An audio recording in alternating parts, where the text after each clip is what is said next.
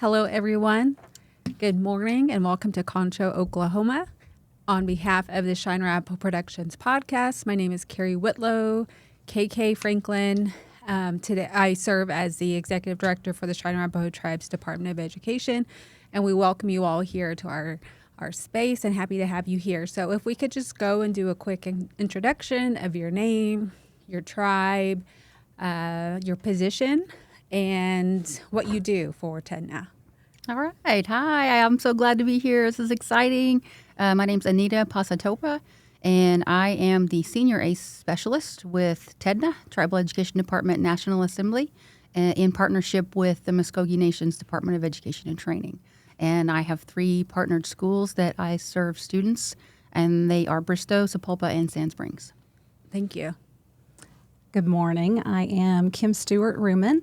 I am the Associate Director and a Specialist Coordinator for TEDNA, and I am Yuchi and a citizen of the Muskogee Nation. Welcome. Good morning. I am Tashina Tahdooahnippah. I am the Senior Education Specialist for the Cheyenne and Arapaho Tribes. I'm also Cheyenne, Arapaho, and Comanche. I have been in partnership with TEDNA and the tribes for about going on 10 years almost.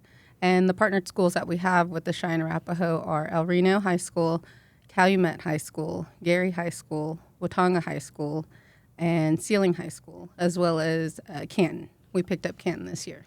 Awesome. Thank you guys for being here. So I want to go back to Kim and ask you if you can explain TEDNA, what does that mean, and what is the organization? Okay, so TEDNA is an organization, so it's the Tribal Education Department's National Assembly, and, you know, we just have our hands in a lot of different things. These ladies work in the ACE grant, which is Accessing Choices in Education. We have other grants going on currently, too. Our director, Quentin Roman Nose, is very active in making sure that legislatively, Native Americans are represented in an appropriate way. He's always going out and advocating for Native Americans, Indigenous people.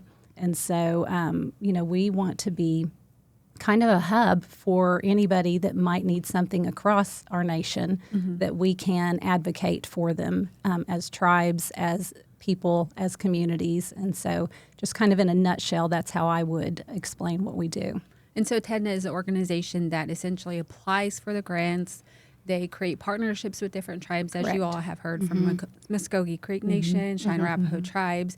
And why do you think that's important to partner with tribes beyond, you know, just a TEDNA organization? And I know in the past they partnered with tribes outside of of Oklahoma, so it's all over the U.S. Why do you think that's important? Well, go ahead, Anita. Okay. Go for it. I feel I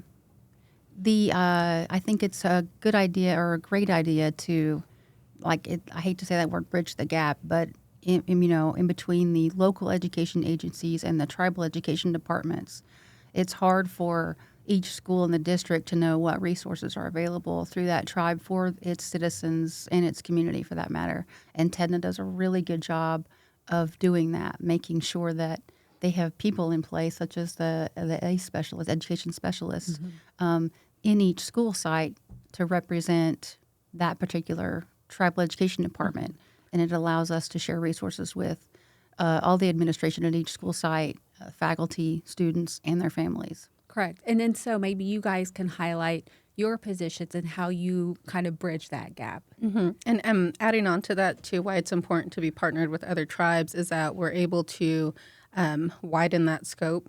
And so right now we currently service, I believe we're at 18 high schools within Oklahoma right now. So just going back into our position and why it's important for us to be in the schools, I think as representatives on behalf of the tribe, we are able to be visible within the schools for all of the Indian Ed students that we work with, not just that particular tribe that we're partnered with, but all Indian Ed students that are either on the JOM list or the title listings. So we're able to reach a larger number of students in that capacity. Okay, so this is a question that we always hear. I'm not sure if Muskogee Creek Nation hears this, but let's say we say, okay, TEDNA ACE, they partner with these 5 schools. Well, then we'll always get a comment, well, how can we don't partner with this school and that school? So what is your answer and how do you respond to that?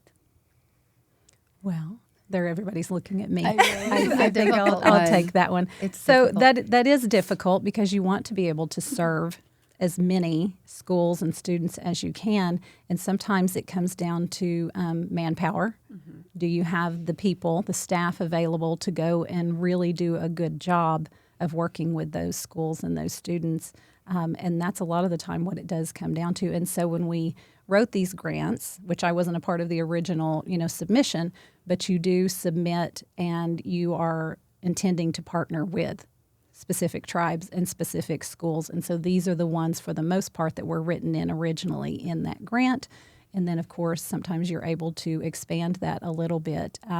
It's definitely not that we don't want to work with all of these other schools. It's really hard for us to say we're not able to do that at this time. But we do always try to point them to resources that are available to everybody. We still unofficially try to help as many schools and as many people as we can. Right. And I think another thing is that it was based off of the need. Like if the school came to the tribe, we need more assistance with one-on-one direct services. That's how they became a partner with us. And there was a letter of intent to work with them. Correct. And so for Western Oklahoma, we could probably share that not every school wants to partner with the tribe or with TEDNA because they don't think that's important. They don't think that's a need. So the other side of that is the school willing to be a partner with you. So I'm not sure if that's how it is in Eastern Oklahoma. Maybe you can share what it's like over there for It is. your schools.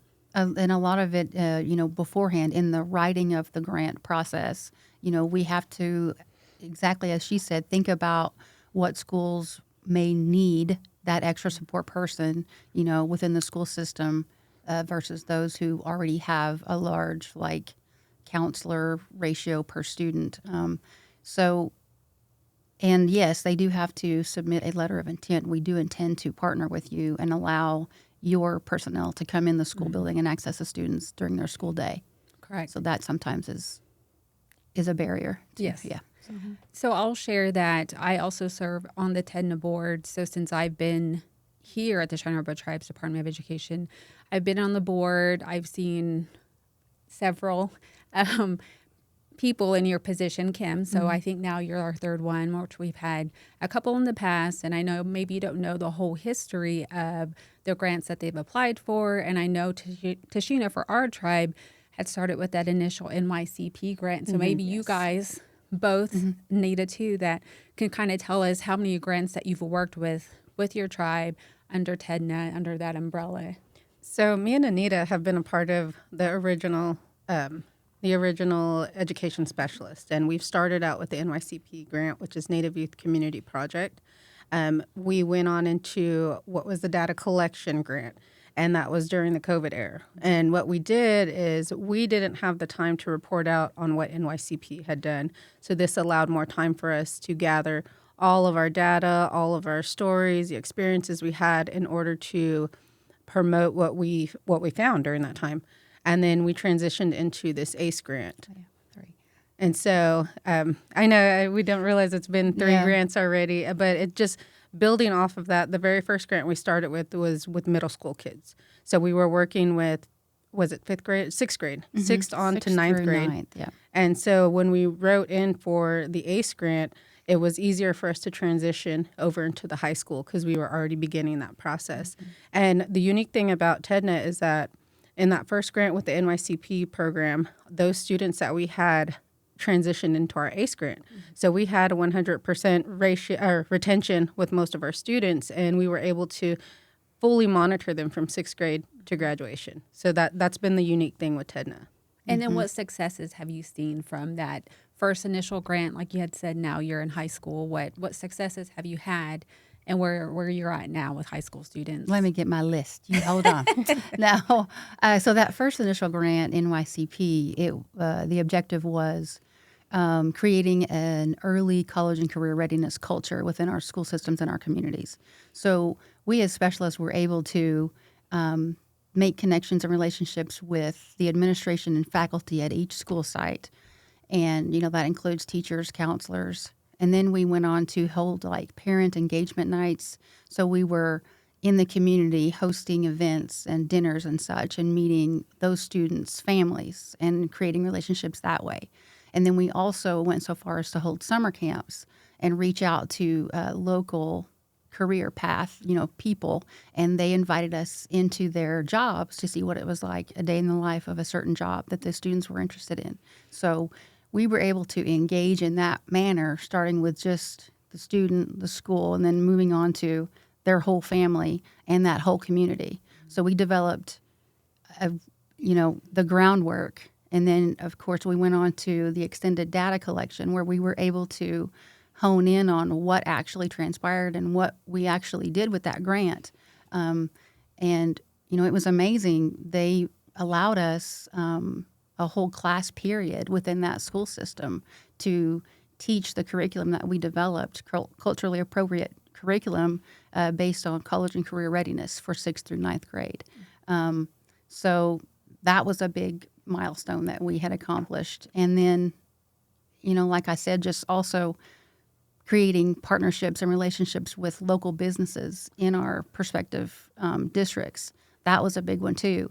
And so from that, we still have those relationships and those contacts with all of those parents, the administration, the local businesses, the community itself. And so, we kind of have made a name for ourselves there. So they're on board for any grant that we want to apply for, especially when it aims to help their students succeed, right, whatever their definition of success looks like. Correct. But yeah. Yeah, and then just piggyback off in what she said, it's about building that trust within the communities and with the schools. Going inside the schools as an outside entity, we had to be very respectable of what that school was wanting from us and the need and what they asked for initially from the tribes. So just being dependable and continuing to do that process and be available to them, it created this relationship that when we went into the ACE grant, we already had that trust and that reputation with that school to where they were willing to work with us furthermore. So just having that and then working in the communities, going out, being visible, that was the main thing, being visible to our communities, being there for our families. And it helped build these relationships to where when we need data, when we need those types of things from students and families, they're willing to do that for us. Mm-hmm. And then, Kim, maybe you want to share what other tribes that you have partnered with in this grant. Right now we have Tashina and Anita who are our senior education specialists, and maybe tell them how many more you have under the grant and what school districts they work with. Okay. Oh, telling you all the school districts, that may be the challenge. Because total we are 18 school districts. And so we have Chantel, who in the previous year, she and I both had worked with Sovereign Community School in Oklahoma City. So now what she has done, since Sovereign is no longer a school, she is actually still working with some of those students that have filtered out into like Oklahoma City public schools, still trying to keep communication with them and still trying to be a resource for them and guide them. So we have her. We have Scott Marlowe, who works with Sac and Fox, and then he has 3 school districts that he works with. He has Cushing, Stillwater, and North Rock Creek, thank you. Okay. And then we have Dwight Pickering. He's with the Kiowa tribe, and he works with Riverside and Carnegie. We have Tracy Price, who works with Comanche Nation, and she has, let me stop and restart my brain here. What schools does she have? She has Apache. Walters, she has Apache, and she has Indiahoma. Okay. Did I miss somebody? I think that's everybody. So. Well, then maybe you can also share that all of these education specialists, although TEDNA is located in Oklahoma City, they don't necessarily report to Oklahoma City every day. And where are they located and where are they required to be at? Right. So all of them, pretty much everybody partners directly with a tribe. Mm-hmm. Some of them do not, and so they may have an office in a school setting. Mm-hmm. Like Dwight, for instance, he does partner with Kiowa, but Riverside has been nice enough to give him an office space there on campus. And so that's primarily where he reports, and then he travels out to Carnegie. Right. And so we've got, some of them report directly to their tribe, but then daily they are out in their schools, visiting those students, talking with school counselors or whoever they might need to work with. And so they are out traveling to their schools nearly every day of the week. And then maybe you all can share as education specialists, and even Kim, if you'd like to share. But just what do you do on your day-to-day basis? What does your everyday look like? How many students are you seeing? How are you helping them with this grant particularly? Well, for me, I am actually housed. I have two offices. One office is in Bristow High School, and then my other office is at Sand Springs High School. And so I can see a student basically every 30 minutes in their school day. So, we kind of just go over schedules. They'll reach out, or I'll reach out, or a counselor will reach out and ask if I can meet with a student regarding a certain specific thing. And with this grant, it's accessing choices in education. So it's primarily focused on their path, their career through high school and beyond. So helping them develop that plan upon graduation, following through with the steps needed for that plan, making sure that their family is, on board with it, or that they are confident in their choices that they're about to make regarding their future. I think that's a really important aspect of this grant, is that some students, they're 15, 16, 17, they don't necessarily have that confidence. Who knows? You can't ever just exactly know, the right path to take. And so we have assessments. We partner with so many entities: ACT, WIN, College Board, State Regents for Higher Education. We have all these partnerships that we have access to resources, so that we're not just there telling them our opinion. That's not what we do. We don't go there and say, we think you should do this based on what you've told us. That's not how we do that. They tell us their dreams and goals, and their family kind of dynamics, what their environment looks like, somewhat, so that we can kind of assess professionally, what path, what options they have available to them per their tribe, per their local, per their family, per everything. And then we kind of develop a plan, and then we help them put that into action and make sure that they kind of stay on course throughout their high school career. And it's, we're just that extra support person. I know counselors do a lot in their high school districts, but I think it's almost impossible for them to know every grant or scholarship or resource available for their Title VI and Native American students. And that's where our specialty comes in. We do. Right. So, and I think just helping them feel confident or be sure of their choices and all of the choices they have available to them. That is what we do.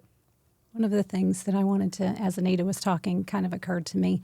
One of the things that I think our specialists bring to the table that I appreciate about them, and I think students do, is they all share their personal experiences, that their path was not necessarily always a straight path to, I finished high school, I went to college, I got a degree, They share their own personal journey, that everybody's was a little bit different. And some people may have had that direct path to what they wanted to do, and some did not. And so I think that makes it more attainable for students when they can realize that it's not just one way that you get there, and you might not take the easy way. Yes. You may take a harder path to get there, or you may need more support, just whatever it is. And I really appreciate that about our specialists, is they are pretty genuine and real and share their experiences as appropriate with students to kind of help them understand that this is going to be a journey for you, and we're here to kind of help get you, moving in the right direction on that. So I think that's a great asset that all of our specialists bring to the table with this program. Absolutely. Yeah. So for my particular site, it varies different from Anita. The fact that Concho is home base for me. So I do have an office here within the education department. However, I'm partnered with 6 different high schools, and that's kind of creating a schedule where I'm allowed to go to those schools. The travel itself, though, getting to those schools, we do have a lot of rural schools on our listing, but it's building that relationship with those schools and being visible. So once we set a date or a time that we're going to be there, it's important that I do make communication, or I make attempt to be there that day to help work with those students. And a lot of the times when I do get there, the first thing I do is I interact with my counselors. I sit down, we talk about anything that's happened recently, we talk about things going on with the students, and that kind of gives me an update of what's going on and who I need to poll, who I need to talk to. So these sessions can be in groups or they can also be one-on-one. It just depends on how that student's feeling, what they've accomplished within that week or that month, and then where we pick up and continue to go on with them.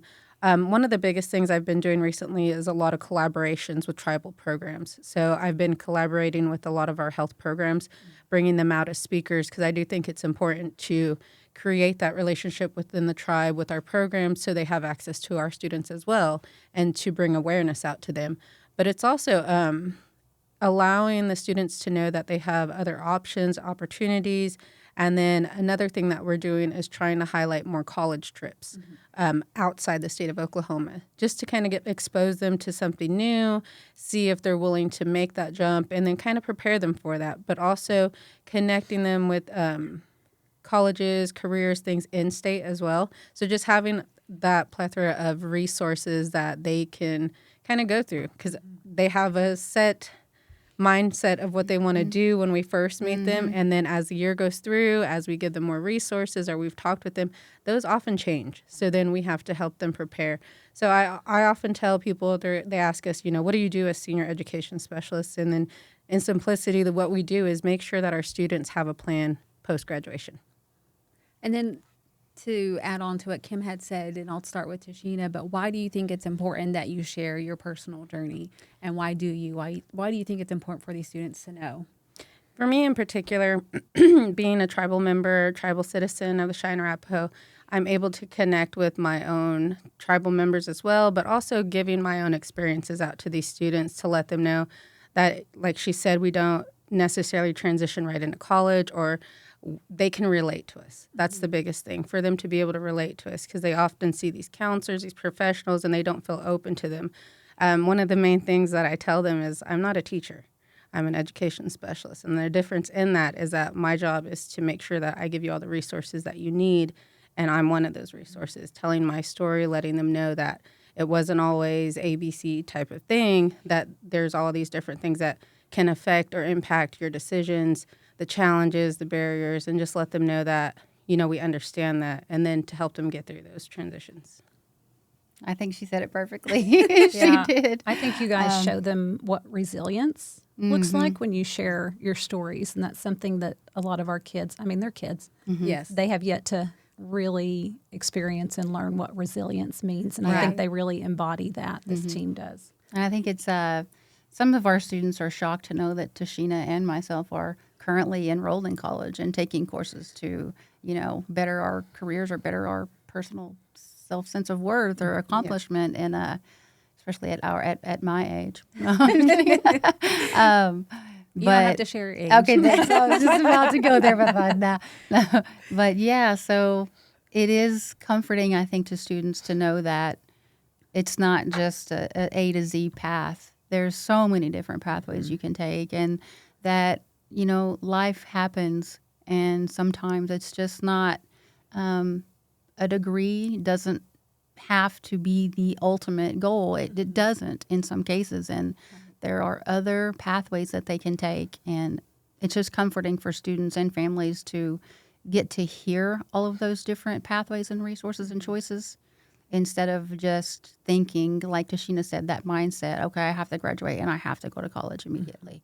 Right. It's not always that. That's, And it's okay if you don't it's do that. okay. Yes, Right. exactly. Yes. It's relieving to them to actually hear that from somebody who already has a career, who's already, Right. their definition of success or what they have. Absolutely. Yep.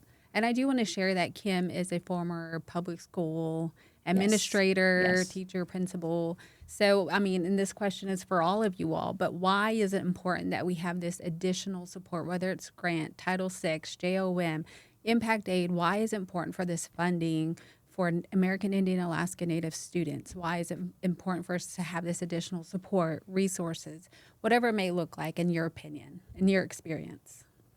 I think we need to be able to provide them with every possible opportunity, every possible way, resource to accomplish whatever it is they're looking at doing. And it's like Anita talked about, it may be that it's a college degree. It may be you go out into the workforce. It may be that you're helping support your family, whatever success looks like for you.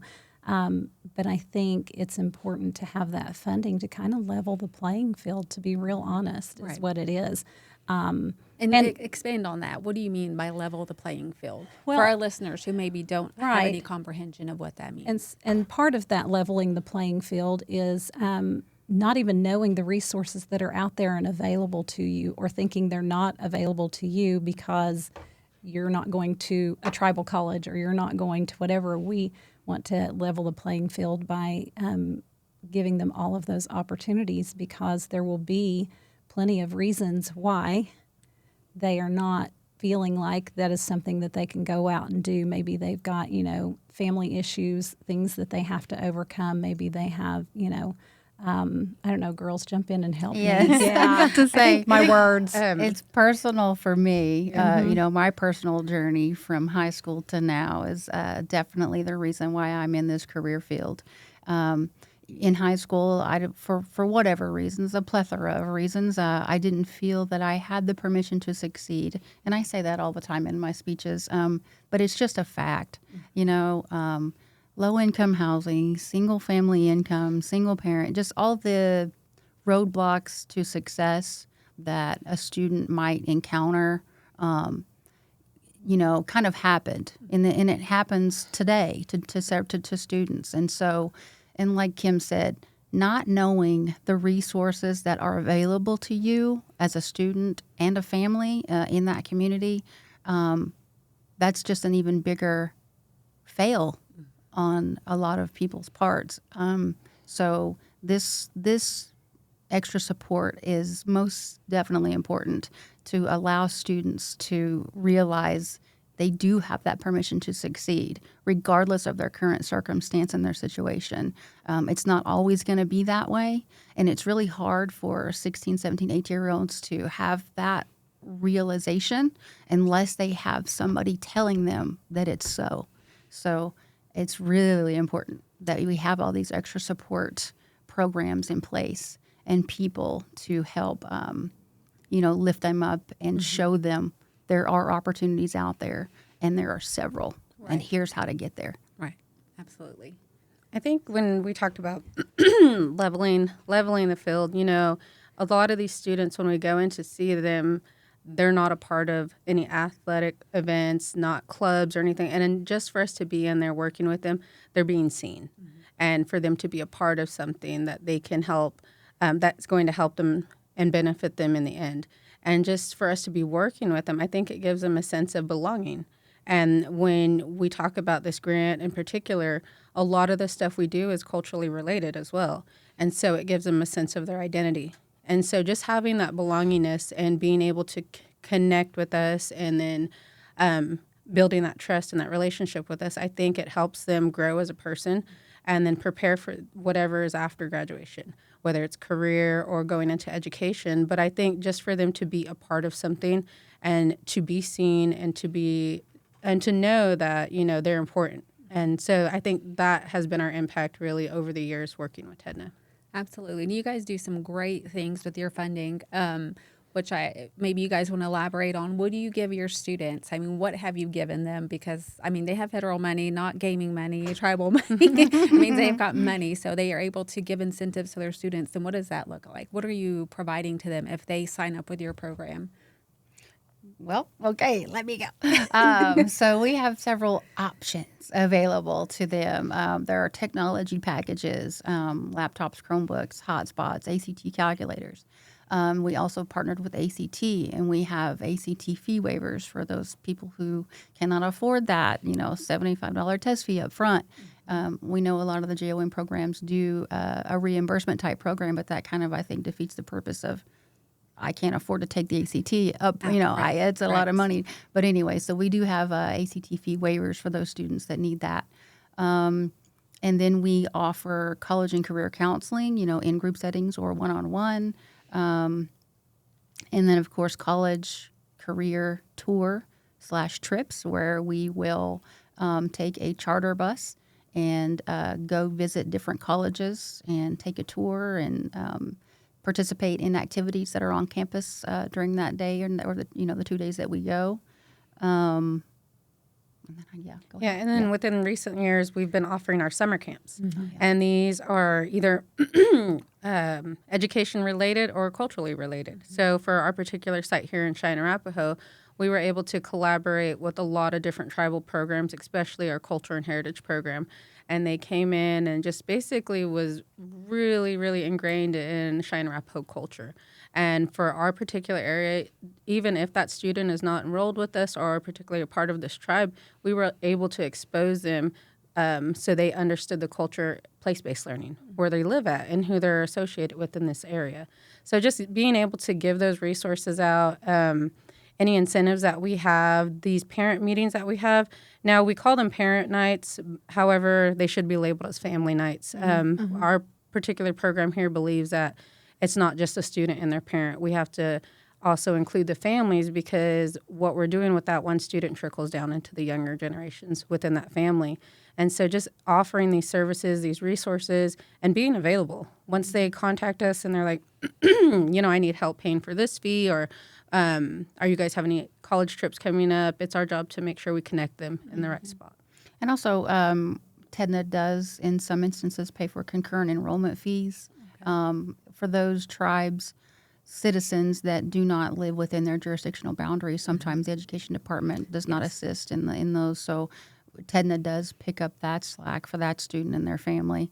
And then we've also taken trips. You can edit that We do tricks. I got magic. My first mess up. We take trips to different conferences for our students, such as this past summer we went to the Unity Conference, and that was in Washington, D.C., and we had a blast with the students, and they actually learned a lot and were engaged and were involved with several of the activities that were held by the Unity Conference. You've done the NIEA student days as Yes. well. Yeah, we've Yeah. had several do that too. So, yeah, I think that I know lots of high schools do those college tour trips, and I think those are really valuable for kids that just haven't even seen a college campus, have no idea. The thought of it might be too scary and overwhelming, but maybe once you set foot on campus and you meet people that work there and they are genuinely happy to see you there and they want you to come to their school, I think that just sparks something in a lot of kids. I always share my personal story about going to college was really a result of going to JOM summer camp. And it was on the campus of East Central University in Ada.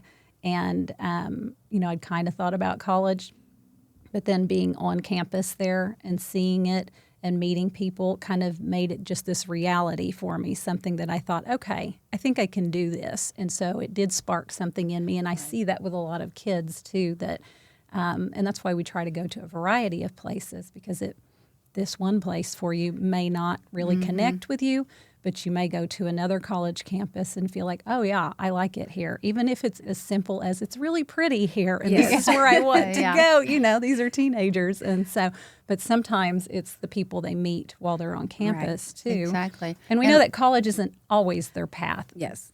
But they don't know if it is or isn't until they really explore that option sometimes too. And so we just want to give them that option there.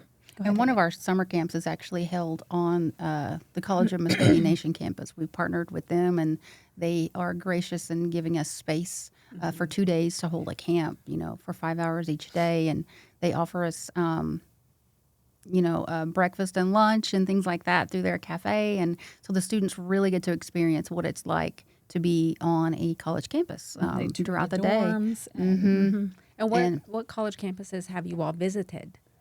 So far? Within the past year, we've gone up to Haskell Indian Nations University. We were welcomed over to Kansas University as well. And then we recently took a trip to Kansas State University. And then within the state of Oklahoma, I know we've done trips to UCO, events over at OU, Muskogee. OCC, Oklahoma City. Yeah, so we've done Cameron. And then I know SWOSU was on our list to start getting students out there as well. So we just have a lot of different connections, but I think outside of Oklahoma, we've done a couple. So I am just really grateful to work with you all and work with Kim on the board, the TEDNA board, and work with Tashina for the past however many years we've been here. It feels like it's gone by really fast. But I do want to share that with that initial NYCP grant, I had a nephew, his name is Marlon, and I remember going to one of their family nights, and they had the me posters. And so seeing him participating, seeing what he wanted out of life. And this was when he was in 6th grade. So it was that very first grant. I remember going, and a lot of those students have now graduated. They moved on. They're in college. And so I just want to share that, and I worried about him because he's kind of goofy and, you just don't sometimes know, but you want the best for them. But I do want to share now he's at high school. He's in his, he's a sophomore, and he's going to graduate this spring with his associate's degree. And so I do say that there is success coming when you have that additional support. And sometimes it may not be all 30 kids. It may be 1 or 2, but that's still success. And so I think everything that you all are doing is worthwhile. It's impactful. And I just want to wrap up with you all sharing, what does success mean to you in this work that you're doing as a senior education specialist? Where you started, what does that mean for you and your students and your families? I think for our particular area here in Cheyenne and Arapaho country is that our success can be measured by how welcome we are in these communities.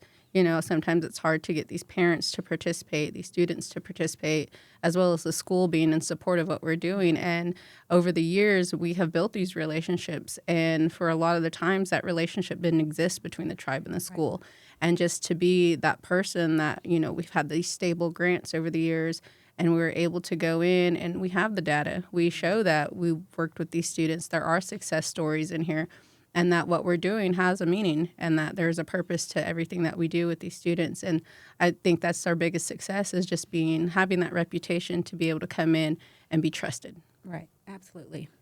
I think that my definition of success is really watching a student go from being so unsure of the next step in their life to having a plan, of being confident in that, and knowing that that's a choice that they're making and that they can always have a plan B and change their mind. That's, I think, and just being confident in that, watching them go from, oh, I don't know, to, oh, yeah, we're about to do this. It's fitting to go down. That's it. That's the success for me.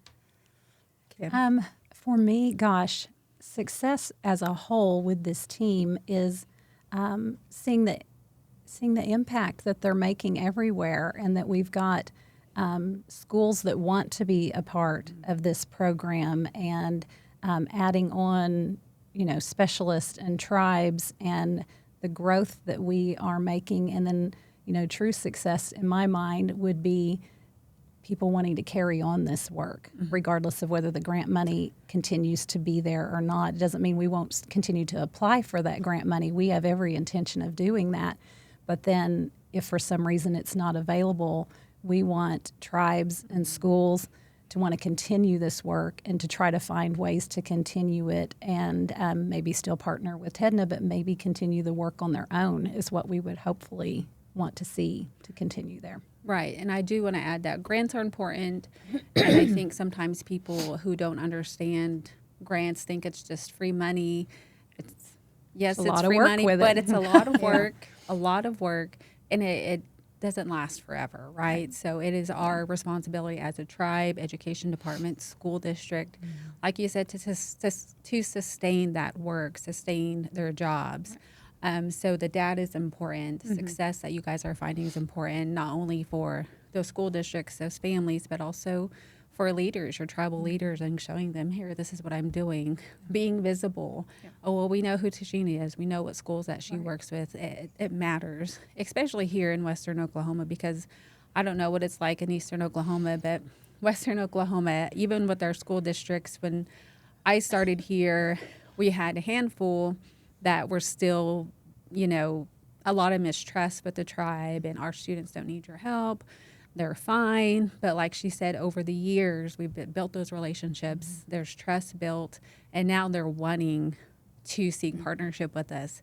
And then same with TEDNA. I know there's tribes that wanting partnership with TEDNA because they know they're bringing opportunity to tribes, there's families and students and school districts. So I just want to say I appreciate what you all do, and remember that these ladies don't see each other every day, maybe on a Zoom meeting, but they're in their respective communities and school districts doing their jobs and what they're supposed to be doing for their grant. But I thank you all for coming all the way out to Concho, Oklahoma, Western Oklahoma. I know it's a drive, but thank you for coming. Thank you to Cheyenne and Arapaho Productions for having them. And if you all want to say anything or... just relaying into what we talked about, sustaining these efforts. TEDNA has been making that jump as far as being a consultant, presenting on our findings, and kind of being more available to anyone who's willing to listen and what we've been finding and the techniques that we've used in these schools, and just being there as a resource for other tribes as well. Absolutely. And I just kind of want to give a real shout out to Miss Jordan Stewart over here. She's our communications specialist for TEDNA, and without her guidance and knowing of all the goings on the net, on the line, we would have no clue what to do. I mean, I'm getting up there in age, and so technology is not always my friend, but I always get a hold of Jordan, and she's like, I got this. Boom. Yes. Sends it back to me. Here it is. Done. And you can follow TEDNA on Instagram, Facebook. That's it for right now. But TEDNA, TEDNA. So thank you all. Thank you for having us, Hawk, CAP, and we will end it.